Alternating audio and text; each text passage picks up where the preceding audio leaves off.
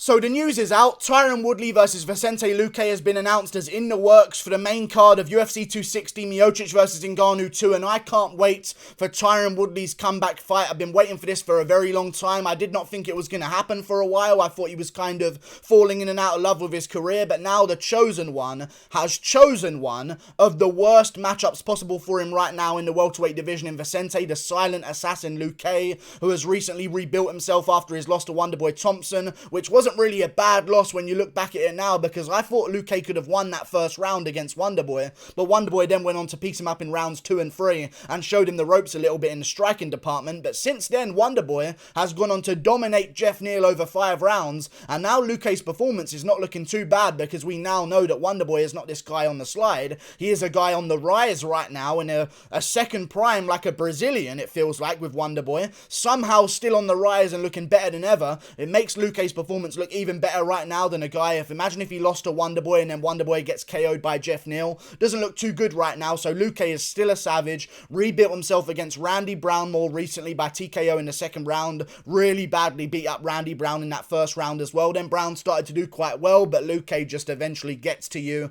with that style of pressure fighting. And Woodley, on the other hand, has been on a 3-fight losing streak to the same style as I just mentioned, pressure fighters. And I don't know why Woodley has taken this bout with Vicente Luque, so it tells me 2 things, and these are the only 2 things I can possibly think of. 1, Woodley and his team are mentally deranged. That's a very high possibility. I'm just going to put that out there. Number 2, and this is a really good thing, Woodley still feels like he can hang with the top contenders, because I'll tell you this, Woodley did not have to take on Vicente Luque. If Woodley wanted to say, give me the Robbie Lawler rematch, they've already booked the Robbie Lawler rematch before, but Woodley had to pull out with a broken thumb. They can make that fight again. If Woodley wanted a Damian Maia rematch for a retirement bout for Maia, I'm sure Maia would entertain it. A chance to him get a win against a guy who stopped him from getting his hands on the title all the way back then. Maybe he'll see it as somehow him getting the title later on in the career by beating the champion that he was on the rise against, you know what I'm saying? So I think Maia would have accepted that fight. Woodley would have accepted that fight with Maia as well, because he's already beaten him, but he has taken on Vicente Luque, which I really respect because I know how dangerous it is, and I think he's going to lose. I think he's going to lose quite bad. He's coming off a broken rib after Covington kicked him up for like 4 rounds and eventually finished him later on in the fight. That was all the way back in September, but again, I say all the way back. That is not that long ago right now. I think that's about 4 months ago since September, because we're at the end of January right now. He's recovered from his broken rib, and now he's getting right back in there against Vicente Luque, which is great for Luque because he gets another jump up the rankings, another big name, a chance to really prove himself against the top of the division. If he can beat Tyron Woodley, he joins the names like Usman, Covington and Burns, which right now, I don't know if you've noticed, are champion 1 and 2 in the division. So, you know, pretty good names to surround yourself with if Luque wins this one. But I will tell you this as well. Notice something about those 2 names that I just read out on Woodley's losing resume in his past 3 fights. Usman, Burns. Where do they train? With Henry Hooft? The same trainer that coaches Vicente Luque? 2 guys from that gym, Woodley, that have now beaten you, and you want to take on a 3rd guy from that gym because you don't feel like them having a game plan to beat you twice in a row is enough of proof that they know how to beat you? Why would you take on again a guy who's training under someone who has trained 2 previous opponents to beat you the same exact way by pressuring you, by shooting takedowns, and by getting the job done? Luque, I know, is not the grappler that Usman or Burns is, but I'd say he's more dangerous on the feet. He's got a better chin, I would argue, because Luque's chin is made of something else, like granite, I feel like. He, however, does not have the takedowns, but Luque can grapple. He just chooses not to. He took down Leon Edwards and held him there for like 5 minutes in their bout not too long ago in 2017. And Usman got credit for taking down Leon Edwards back then, before then as well. So I think we can give it to Luque as well. He's taken down previous opponents. I can't quite remember the name of the guy. I'm going to look it up on his resume right now. But he has a win where he basically just simply took the guy down the entire time and got himself a submission win over Alvaro Herrera Medezona. I know, not a great name, but still it shows that he has that ability, that if there is a game plan that requires it, which was very obvious in that fight that I just read out to you, I'm not trying that name again, then he can go out there and implement the grappling. And I'll tell you this, even if Woodley does not let you get him down, just making Woodley work and think about takedowns is enough to get the win against him nowadays, because I know a lot of people like to say, Woodley's on the slide, he's not the same anymore. He doesn't throw punches. That's some dumb talk. Woodley does throw punches. Woodley has fought the same now that he has done in his previous fights that he was winning in before that. How many punches did he throw against Darren Till? How many punches did he throw against Darren Till? How many punches did he throw against Damian Maia? How many did he throw against Wonderboy? It just worked against all of them. It's not working against the opponents now in Gilbert Burns, Colby Covington, Kamaru Usman, because they are pressuring him and not allowing him to reset after he doesn't throw those punches anymore, because he's only got so many in the tank. And I think Luque can implement that exact same game plan against him, and I think it's going to be a really bad night for Tyron Woodley. If I had broken ribs, I don't want to fight Luque next. That's just me. I think he has a chance to go out there and catch Luque, because as much as I said that Luque has a great chin, he's also there to be hit, which is why we know he has a great chin in the welterweight division, because you don't really know if a guy has a great chin unless they've been hit a bunch of times, and that's often a bad sign, because Luque's taken a ton of damage in his career. He's there to be hit. He knows he can take shots, so he often doesn't use a lot of head movement, which he's been trying out recently against Randy Brown and Nico Price and doing quite well at, by the way. But still, those fights were pretty competitive while they lasted. I think Luque has a real good chance of getting clipped here, but I don't see it happening, because as much as he knows that he can take the shots, he also fights like he knows he can take the shots. He's not going to dip around the outside and get clipped on the jaw trying to pull away from a counter. He's just going to walk forward, stick his forehead towards your punches wherever they might come from, and get on you and keep you working for as long as he can. And Woodley getting a free rounder here is a real saviour for him. I still think Luque's going to have it in the tank to get the TKO finish in the second or third round. I don't like the matchup for Tyron Woodley whatsoever. I think it's a terrible one, and Woodley's probably going to lose. And it hurts me, because I kind of don't want Woodley to lose right now, because then that's Woodley gone out of the UFC, and we don't really have many other big names left, because Usman's not selling pay-per-views. I mean, I kind of want Woodley back as champ, in all honesty, because at least we hated him. No one cares about Usman. At least everyone hated Woodley. It's not like, I know that no one likes Usman and no one likes Woodley, but at least we cared about Woodley. You know what I mean? And now we've got Usman as champ. If Burns wins, we've got Burns as champ.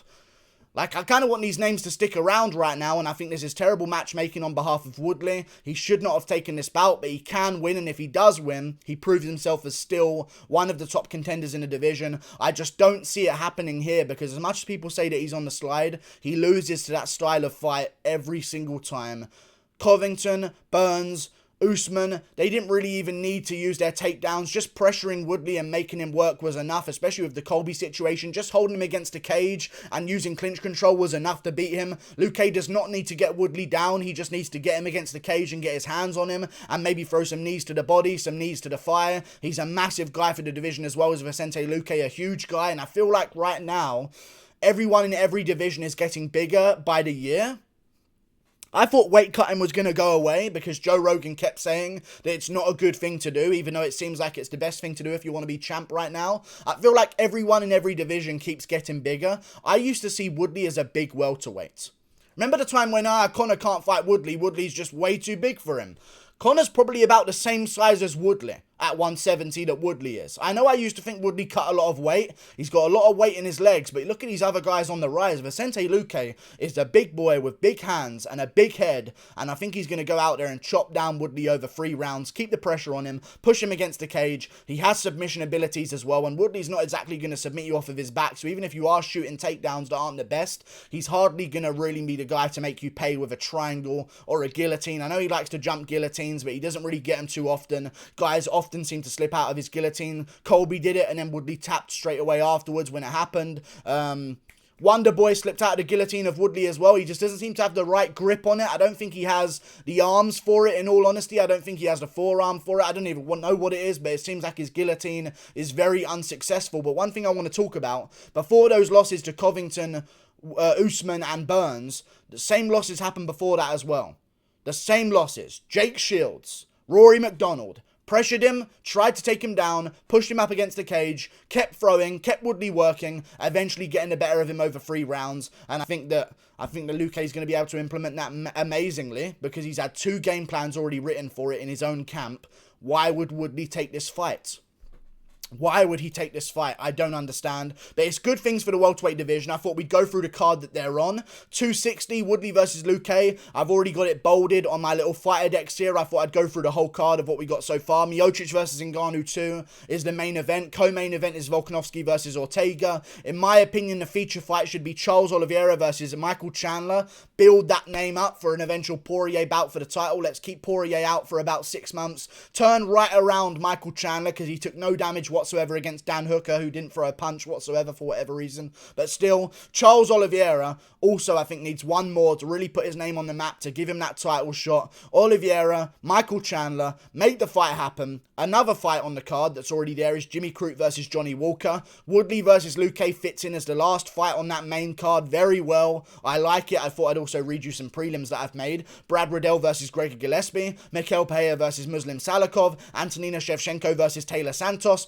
Marcin Tybura versus Shamil Abdurakhimov opens up the prelims. Then the early prelims as well. Said Nurmagomedov versus Enrique Barzola. Marc-Andre Barriault versus Deron Winn. And one more to open up the card that's already announced. Modestas Bukauskas versus Mikhail Oleksiejczuk. Annoying names to put together. I don't know why they would matchmake them together. Bruce Buffer's going to have a fucking hard time reading them out. But still, amazing fights on the card. That card is now finalised with a nice little Woodley and Luque bout. Obviously, if the other bouts get made as well, because half of them I've just made up on the card. So hopefully they get done as well to make that card extra spectacular in March, because March is an amazing month of MMA. I've never seen anything like it, and I hope that it all stays together and there's no Rona syndrome issues that pulls a bunch of fighters off of these cards. Luque versus Woodley is a great addition there. I think they should make it. It's in the works right now. I'm looking forward to it already, so they kind of already have made it. You can't announce a fighter's in the works and not official. It's going to be official in the next couple of days, I'm sure. But Luque, in my opinion, will go out there and I believe get a third round TKO